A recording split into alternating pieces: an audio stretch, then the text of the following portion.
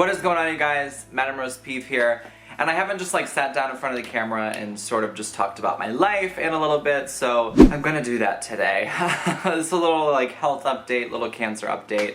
And you know, it's not really great news. You know, I haven't really had any good news, positive news. But I'm staying positive and I'm keeping a level head. You know, I think the last video I put out, I told you that I may or may not be having surgery. Well, I've actually been seen by I haven't been seen. I haven't been seen by, but I've spoken and was supposed to be in contact with 3 doctors, 2 of which said that the surgery they won't do because it's too dangerous. And then the last one, and they wouldn't even see me. They would not even let me come into their fucking office. Like, fuck you, first off. And then the last one, you know, I had insurance issues, so I couldn't see him because of my insurance. And he's like one of the best doctors in the world. So for me, I'm like, if I have one of the best doctors in the world right at my fucking doorstep, I'm changing insurance. So that's, you know, that's what I'm in the process of doing. And I'm just trying to stay really positive, you know, because my tumor, where it is located, where the cancer's located, it is in like near my motor skills in my brain. So it can like, if like there's any slip up or, you know, removing it might cause, you know, damage or something to my brain, I would be pretty much like paralyzed and I could even like lose my voice or something. And I don't need that. Yeah, I'm not trying to have that happen. You know, statistics, you know, I'm trying to stay away from those, but the odds are not always in my favor. And I know I seem, you know, probably really happy and, you know, like uplifting, and I'm trying to be that way because I know there's a lot of people, I'm sure, that are going through similar issues. And if you are, it's really difficult. Trust me, honey. I know firsthand. I live alone. I've got my cat wherever the fuck she is. You know, she's really the only person that I have. She's really the only, you know, interaction I have, like physically, because I don't have enough energy to leave my house.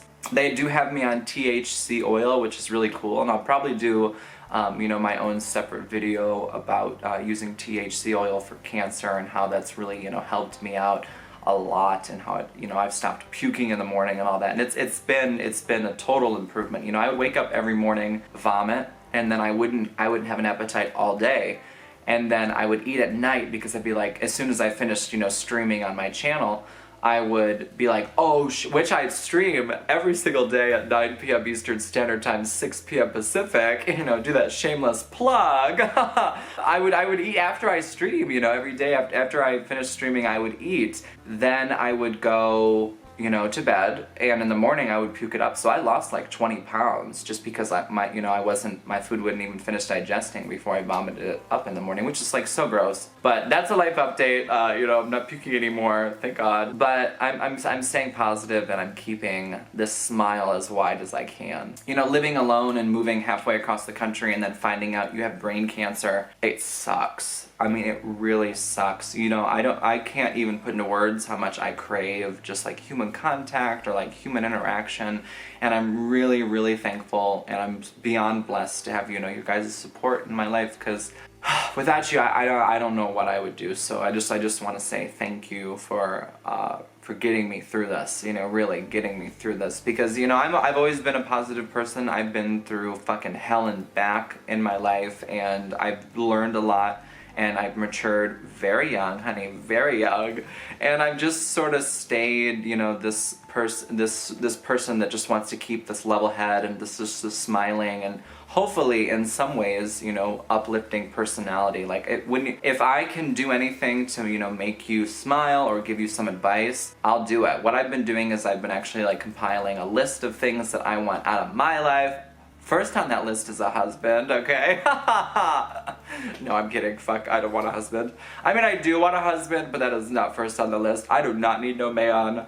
You know, first on that list is, you know, to keep my happiness up, and you know, there's gonna be days where you're down and you're not feeling well, and this is a really weird trick. You know, I don't even know if this is like scientifically proven, but whenever I'm feeling down and I feel like I don't have energy, I like to eat like fruit, like a banana or an orange or something, or an apple or whatever, grapes, fucking peaches, fucking tangerines, goddamn cantaloupe, watermelon, whatever you wanna endeavor, whatever you want to venture on and enjoy, do it. There's something about, I think, fruit that with the natural sugar and all that stuff in it that I hope fruit has natural sugar in it. Like, what? That really, it makes me feel, you know, much more like energetic, and it gives me energy, and it gives me like willpower, and it keeps me moving, you know, throughout the day. Granted, I don't leave my apartment, so I'm not moving around a lot, but still. And you know, third on that list, I'm gonna skip the second one because I can't remember what it was. Third on that list is, you know, to make friends and, you know, get out of my house more, which I'm sort of doing. I'm not very good at, you know, as outgoing as I am when I'm by myself. I'm a lot, especially in public, I'm a lot more like secluded. Now, if I'm out with a friend, honey, I'm gonna be dancing the house down. Bouncing and dancing the house down. You know, wherever we go, I'm gonna be having a good time. But when it's me just by myself, you know, I like to be a little more reserved. I don't wanna be like weird, just because people are fucking assholes. I had an experience at like a concert that I went to. I was seeing my favorite band of like 11 years, and I got threatened to have my throat ripped out. I got called a faggot all night long, and it's just like, I don't have time for this. Now granted, do you think I sat there and took it? I said, honey, here's my throat. Come on, do it, baby. I got insurance. I've got health insurance. Do it. And he obviously, and I kept calling him a pussy and a bitch, and of course he did nothing. You know, when you're harassed by people, it's like, I've got enough going on in my life. I do not need your hillbilly, one-tooth, beer-loving, goddamn beer belly, yeast belly, motherfucking ass try to bring me down when we're here to just enjoy a concert. You are a piece of shit, and you can fucking fuck off, you know? And, you know, I'm sure you're wondering, well, why didn't you just move away from him? Well, I was front row, he was front row, and security wouldn't do anything, so that's why I got a refund, because security wouldn't even like move him, so I had to stay there all night, and I just left early. I'm also just ranting. This video is definitely just a rant video, but you know, being as real as I can be. Keep your head up, no matter what is going on. Keep your head up and just try to like fight through anything. You know, there's a lot of hardship that life likes to throw at us. It likes to fucking bounce us off walls and shit, and I don't have time to be bouncing off walls. I like to be, you know, I like to, you know, have my fucking emotions settled, but you know, if we were a flat line, we'd be dead. So life has ups and it has downs, and you're just kind of there for along for the ride. But while you're on that fucking ride, you know, make memories, make friends, cherish those moments with people you love, and don't let anything, you know, get in the way. There's gonna be bumps in the road, but what do? You fucking floor it, or safely drive over, you know. I just want to say that I love you, and thank you beyond words for giving me an outlet for me not only to talk, but for me to exist. You know, I'm very thankful to be able to work from home because of you guys. You know, when you donate on my live streams, or you share my channel, and you subscribe, and you know, do all that stuff, it really does help us out. You know, it to me is it's like an emotional healing process when I am able to like come on camera and do a video, or if I'm able to, you know, go live and just interact with you guys, and just for a few hours out of the fucking day, just maybe, you know, take your mind off of whatever is going on. It's so heartwarming to me, and it makes me feel so happy and so blessed and so thankful to be able to have that interaction with so many amazing people. And I really genuinely am so grateful. I'm so grateful. Now, to get into a little more of the specifics, which is a little bit of a you know, darker turn, I went to a doctor you know, when I first had my biopsy surgery, and he was really bad. I'll do sort of like a recap, and you know, that's where this ugly ass scar came from.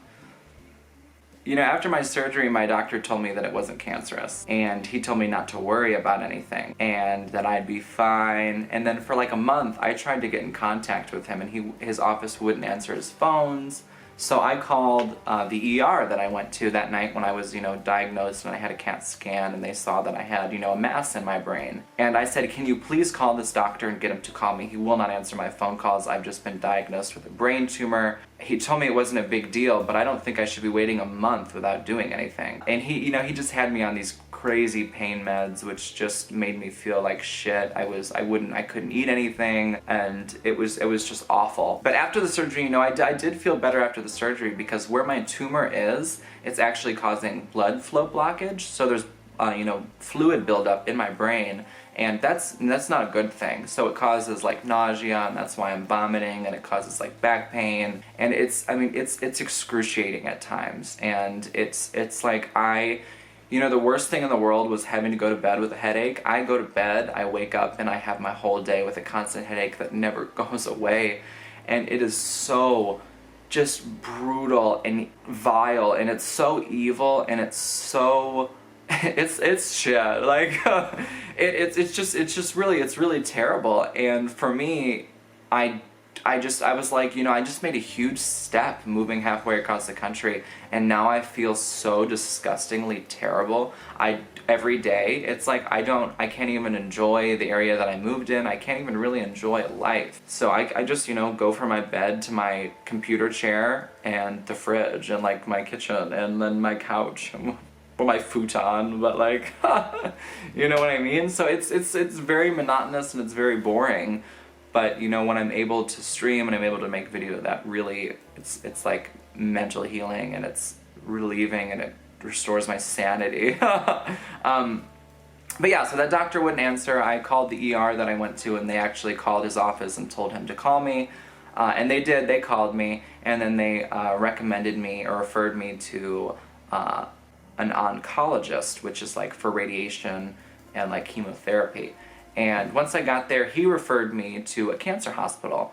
And he said, you know, I want to figure out whether or not radiation is the best thing to do for you. And after talking with him, you know, he actually told me that, you know, you have brain cancer. And I was like, what the fuck? I mean, I've just been told that I don't have anything to worry about, and now I've just been told by another doctor that I have cancer. And it was a wake-up call. It was like, fuck, I've really gotta get my fucking shit together and, you know, really beat this, because I've got a lot of life left to live, honey. I do not have time to die. You know, I've got a lot of things left to do. So I went to the cancer hospital, and it's sort of been a back and forth thing since I've been there. I would say the only real progress is, you know, I've got the THC oil, but it's kind of like a doctor issue. I've seen pretty much every doctor in Las Vegas, and because because the one doctor that did surgery on me, a lot of other doctors don't want to do any surgery or anything with me because he's already done work on me, and they're like colleagues under the same organization, so they keep telling me to go back to him, and I'm not going back to a doctor that takes a month to answer their phone. It's just not happening. So I was referred to a doctor which is like top 10 in the world, and I go to his office, and then I find out they don't take my insurance. And I was so excited. I was so happy. I had a smile from ear to ear. And I was ready to have real progress, to get this thing out of my head and start fighting and healing. And they don't take my insurance. And for me, that was really hard to hear, because it was like, I would just spit everywhere, by the way. I was like, are you fucking kidding me? You know, why is insurance going to be in the way for me from seeing one of the best doctors in the world? That's just horse shit. That's baloney bullshit. That's baloney bullshit, baloney dick. That's just crazy. So I was like, so in that moment I knew for sure that, you know, it's just going to be a battle. It's just going to be a fucking battle. And, you know, a couple of weeks went by, and then I was referred to another doctor. And that doctor told me he didn't want to see me. I got a call from his office, and she said, we're really sorry, but we're not interested in treating you. And there wasn't really a reason. She said, you should probably just go back to your first doctor. And I'm assuming that's because they're colleagues. Who knows? They could be fucking like blood relatives, fucking incest or whatever. You know, I was just like, I called her. I said, how fucking dare you? I said, how fucking dare you, you filthy bitch? And, you know, do I feel a little bad because it wasn't the receptionist's fault? Sure, but fuck that bitch, you know? Fuck you. Like, I'm going through hell, and to be told that you don't want to see me, for what? So I decided to change my insurance. It's like open season or whatever the fuck they call that, open enrollment. So I'm changing my insurance, and on the 1st of next month, I will begin, hopefully, seeing, I think I have an appointment for the 9th of next month, but my insurance switches on the 1st. I will begin treatment, and we'll find out whether or not we're going to be able to do surgery. And I'm just hopeful. I'm just really hopeful. You know, it's a very dangerous surgery. You know, doing brain surgery is never a good thing ever. And after the surgery, we'll probably do, you know, radiation, which is gonna leave me on a daily basis just fucking like impaired. I'm gonna be like exhausted. Hopefully not, you know, everybody reacts different, but I'm gonna be like fucked up. So I don't know how I'm gonna exist in this world. And it's so lonely going through this alone, you know, like I've got my cat. Where is she? Say hi, say hello. You know, I've got my kitty, and without her I would be all alone in an apartment all day. I love you. I love you so much.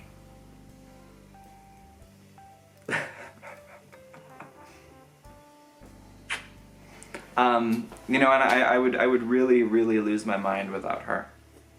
You comfy?